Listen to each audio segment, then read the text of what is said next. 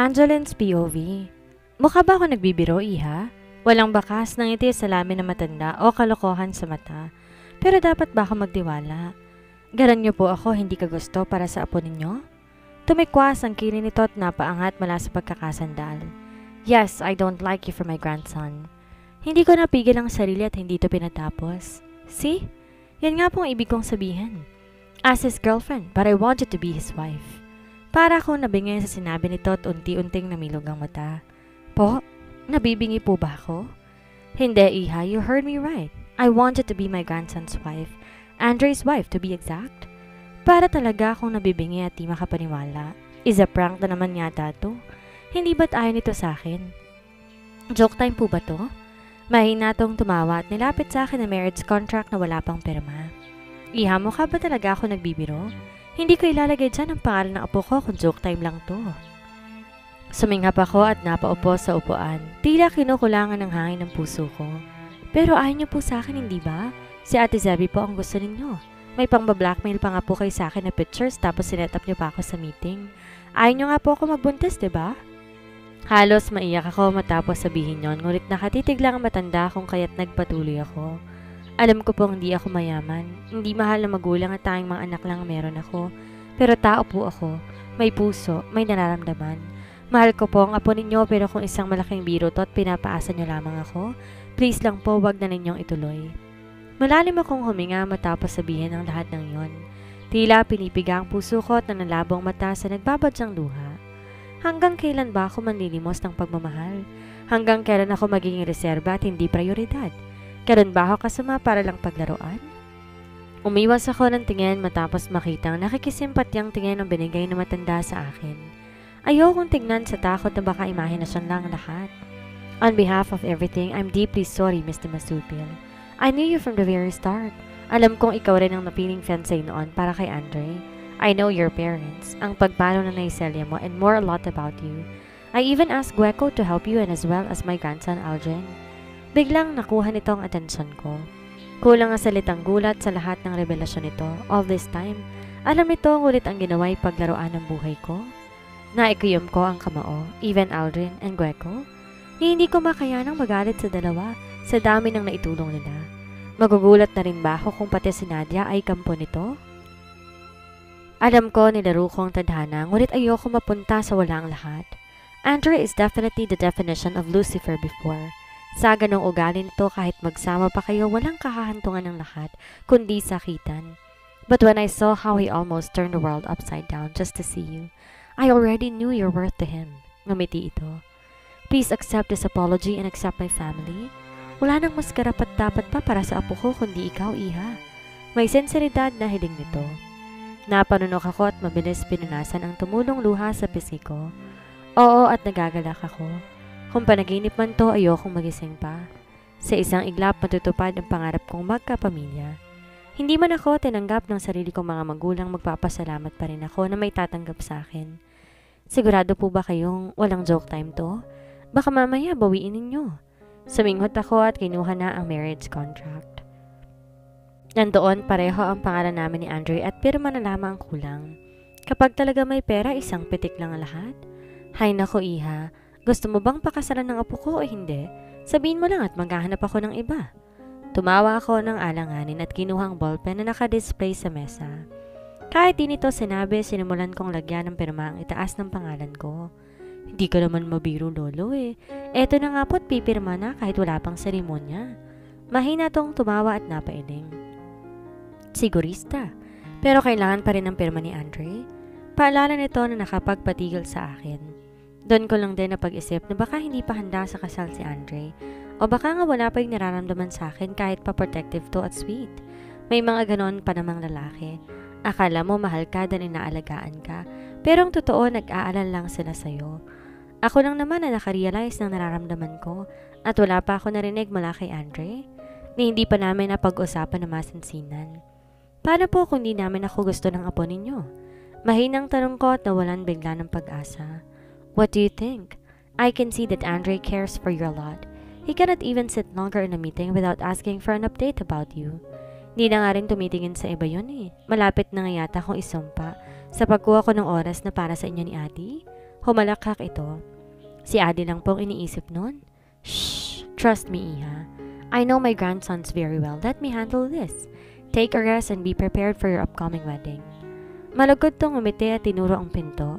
See you on your wedding day. You can go home now. Baka nag-aalboroto na si Andre. Biro pa nito. Tumayo na ako at maliit na yumuko. Maraming salamat po. Hindi ko po alam na ito po ang intensyon ninyo at malaki po ang pasasalamat ko.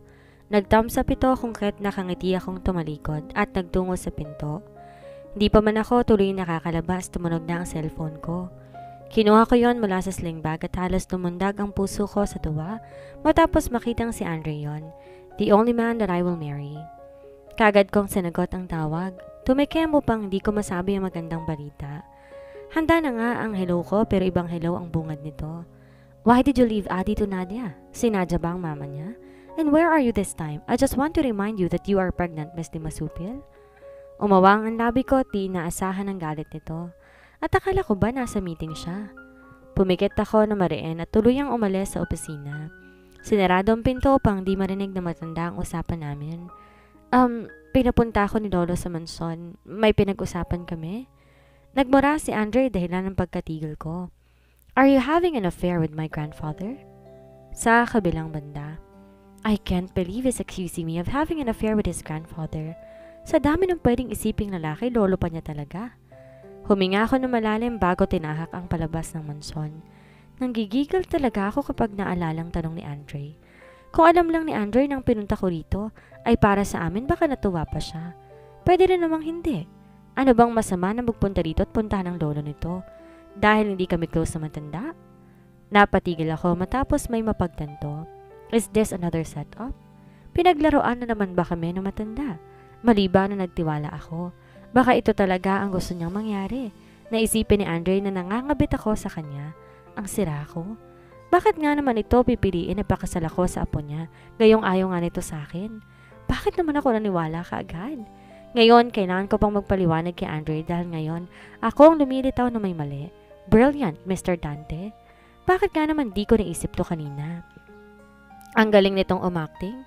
Sana pala nag-artista na lang siya. Napapikit ako at hindi na halos maihakbang ang paa ko. Panigurado galit si Andre. Di ko alam kung babalikan ko ba ang matanda o lalabas na ng mansyon at uunahin si Andre. Kaya lang bago pa ako makagawang muli ng hakbang, nagulat ako matapos makita na paparating si Andre buhat si Adi. Literal na tumigil ang mundo ko sa nakikitang galit nito. Pagsulyap ko kay Adi, ganun din ang reaksyon nito kung kaya't tumoble ang kaba ko. Humigpit ang kapit ko sa sling bag at inanda ang sarili nang inilang hakbang ni Andre ang distansya sa pagitan naming dalawa. Muli ako napapikit matapos dumaan ang palad nito at handa sanang sumigaw ngunit naramdaman kong marahang paglapat nun sa balikat ko. Pagmulat ko, sinusuri nito ang mukha, balikat at maging buong katawan. Andre, mahinang tawag ko.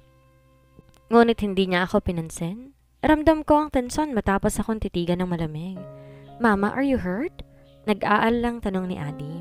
Kung kaya agad akong umiling. May pinag-usapan lang kami pero hindi na ako pinatapos pa ni Andre. Binaba nito si Adi at walang lingon likod na humakbang paakyat kung kaya't napasigaw ako at pilit itong hinabol. Andre, tumigil ka nga. Umuwi na lang tayo. Sa nakikita ko sa mga mata nito, talagang aawayin nito ang lolo niya. Kahit pabor yun sa akin, ayokong lumala ang sigalot sa kanila. Kala ko pa naman sa akin to magagalit pero hindi. Ngayon, hindi ko alam paano to pipigilan. Andre, please, umuwi na lang tayo. Pilit ko. Do not stop me, Angeline. I don't want anyone to mess with my property. I don't care if he's my grandfather. He doesn't have rights to ask for your time. Sigaw nito pabalik at halos nasa kalahati na to ng hagdan. Nasa poko na lang ang noo ko. Di naman ako pwedeng tumakbo pa para pigilan to. Ayaw ko magkagulo dito lalo pat nandito rin si Ali. Sunod na lingon ko halos nasa itaas na ito. Wala nang naisip na paraan kung di ang sumigaw. Ah! Bago pa man lumingon si Andre, sinapo ko na ang tiyan ko at umaktong nasasaktan. Bahala na ako magalit pa ito mamaya. Ay importante makaalis kami rito. Nagmamadaling yabag pababa sa hagdan ang narinig ko kung kaya muli akong sumigaw. Mama! Mama! Iyak ni Adi. Oh my sweetie, let's go to the hospital. Di ako nakahuman nang buhatin ako ni Andre at nagmamadaling lumabas. Kumapit ako sa damit niya at konsensya matapos makita ang pinaghalong kaseryosohan at pag-aalala sa kanyang mukha. I'm gonna disown that old man if something bad happens to you. I swear. Natutup ko ang bibig at nangisi agad. Mas pinalaki ko yata ang sigalot. Pagdating sa may sasakyan nito, nagmamadali nitong binuksan ang backseat at maingat akong inilapag. Binalikan niya si Adi na nakasunod naman sa amin. Sa sobrang pag-aalala ni Andre, hindi na yata nito napansin na hindi na ako umaarte. Nagmamadali pa itong umikot sa driver's seat at tarantang pinaandar ang sasakyan. Saan tayo pupunta? What hospital? Clinic? Do we need to call your OB?